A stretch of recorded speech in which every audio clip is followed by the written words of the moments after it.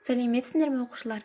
Мен Жаяндар Мусин атындағы Көкшетау жоғары қазақ педагогикалық колледжінің информатика бөлімінің 3-ші курс студенті Кәкен Айнұр. Сабақтың тақырыбы анимация құру. Сабақтың мақсаты алгоритмді жазу жолдарын білу, жобаның тақырыбын, мақсатын және міндеттерін айқындау. Алгоритм типін анықтаңыз. Санарлы құлақ жинау, үй тапсырмасын орындау, жорыққа рюкзак дайындау. Жақсы балалар, негізгі алгоритмдік құрылымдар сызықтық, тармақталған және циклдық. Алгоритмнің өрнектелу жолдары табиғи тілде және бағдарламалық тілде. Жетістік критерийлері. Дағдылар жетістік критерийлері. Оқушы оқу мақсатына жетті. Егер білу және түсіну, алгоритм жазылу түрлерін біледі, жобаны жасау кезеңдерін біледі. Білімді қолдану, жобаны жасау ретін құрастыра алады.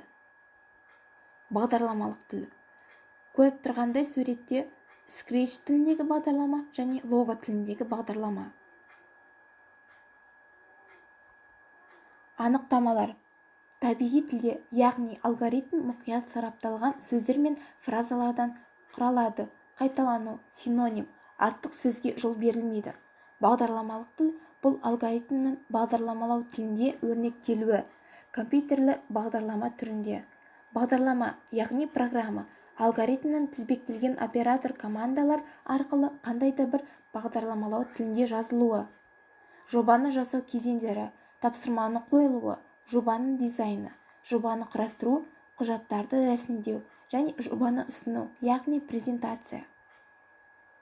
Жобаны жасау бойынша жеке жұмыс. Біріншісі, жобаның тақырыбын таңдаңыз және сюжетті анықтаңыз. Екіншісі, жобаның мақсатын анықтаңыз және үшіншісі, жобаның өзектілігін анықтаңыз. Екі шеңберде талқылау. Жаңағы, яғни айтып кеткен бүкіл мәліметтерді өзара шеңберге тұрып талқылаймыз. Сабаққа рефлексия. Бүгінгі сабақта не сәтті болды және қандай қиындықтар кездесті? Назарларыңызға рахмет.